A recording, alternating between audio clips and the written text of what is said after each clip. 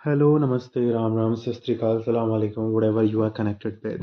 तो आज हम फिर से जुड़ चुके हैं आपके साथ। आज हम आपको लेके आए हैं द ऑलकेमिस्ट बुक की समरी। आई होप आपने कहीं ना कहीं मेट्रो स्टेशन पे ये देखा ही होगा कि ये बुक हमेशा कहीं ना कहीं रखी रहती है। तो मैंने सोचा आज इसी बुक के बारे में क्यों ना बनाई जाए, इसको पढ़ा जाए और इसकी समरी आप लोगों तक पहुंचाई जाए। तो द ऑलकेमिस्ट के जो ऑथर हैं वो हैं Paulo Coelho. I hope I am pronouncing his name right. कि एक वर्ल्ड फेमस इंस्पिरेशनल नोवेल है जो हमें ये सिखाती है कि हर इंसान के अंदर एक सपना होता है जिसे वो पर्सनल लेजेंड कहते हैं। कहानी शुरू होती है सेंटियागो से, जो स्पेन का एक सिंपल शेफर्ड लड़का है।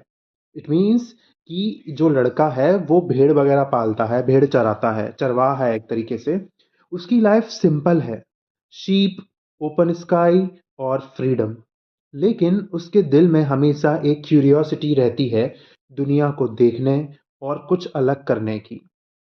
एक रात सेंटियागो एक अजीब सपना देखता है। सपने में वो देखता है कि इजिप्ट के पिरामिड्स के पास एक ट्रेजर छुपा हुआ है। ये सपना एक बार नहीं, बार बार आता है। सेंटियागो कंफ्यूज हो जाता है, पर उसका दिल मानता है कि ये कोई नॉर्मल सपना नहीं है। वो एक ड्रीम इंटरप्रेटर से मिलता है जो कहता है कि अगर सपना बार बार आ रहा है तो शायद वो तुम्हारी डेस्टिनी का सिग्नल हो। इसी बीच सेंटियागो की मुलाकात होती है मेल्किजेडेक से, एक मिस्टीरियस किंग। वो सेंटियागो को समझाता है कि हर इंसान की लाइफ का एक पर्पस होता है, और जब हम अपने सपने को इग्नोर कर देते हैं तो लाइफ मीनिंग लूज कर देती है। ये डिसीजन उसकी लाइफ का सबसे बड़ा रिस्क होता है। अफ्रीका पहुंचते ही उसके साथ बुरा होता है। उसके सारे पैसे चोरी हो जाते हैं। वो लुट जाता है और वापस जाना चाहता है। पर यहीं से स्टोरी का सबसे इम्पोर्टेंट लेसन शुरू होता है। अ, सपने का रास्ता कभी इजी नहीं होता। सेंटियागो एक क्रिस्टल शॉप में काम करना शुरू करता है।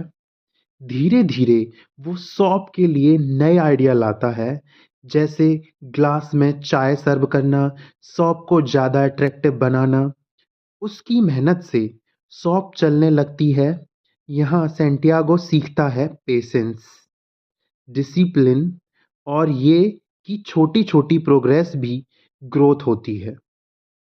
काफ़ी टाइम बाद सेंटियागो वापस स्पेन जा सकता था, पर वो अपना सपना छोड़ता नहीं। वो डेजर्ट क्रॉस करने के लिए कारवां ज्वाइन करता है। इस सफ़र में उसकी मुलाकात होती है एक इंग्लिशमैन से जो एल्केमी सीख रहा होता है। आप लोग एल्केमी जानते होंगे। एल्केमी एक तरीके का मैजिक होता है जिसमें क्या होता है, हम चीज़ों को चेंज कर सकते हैं। इंग्लिशमैन बुक्स पर भरोसा करता है, जबकि सेंटियागो लाइफ को ऑब्जर्व करके सीखता है। डेजर्ट के सफ़र के दौरान सेंटियागो को समझ आता है कि नेचर और यूनिवर्स भी बात करते हैं, बस हमें सुनना आना चाहिए। सफ़र के बीच सेंटियागो पहुंचता है एक ओएसिस, जहां उसकी मुलाकात होती है फातिमा से। उससे पहली नज़र में प्यार हो जाता है। फातिमा सेंटियागो को समझाती है कि ट्रू लव कभी किसी को उसके सपनों से दूर नहीं करता। यहीं पर सेंटियागो अपनी इंट्यूशन फॉलो करके एक वार का साइन पहचान लेता है और ओएसिस को बचा लेता है। इससे उसका कॉन्फिडेंस और स्पिरिचुअल अंडरस्टैंडिंग दोनों स्ट्रांग हो जाते हैं। फिर सेंटियागो की मुलाकात होती है द ऑलकेमिस्ट से, जो उसे सिखाता है कि डर, डाउट और कंफर्ट जोन सबसे बड़े एनिमीज होते हैं।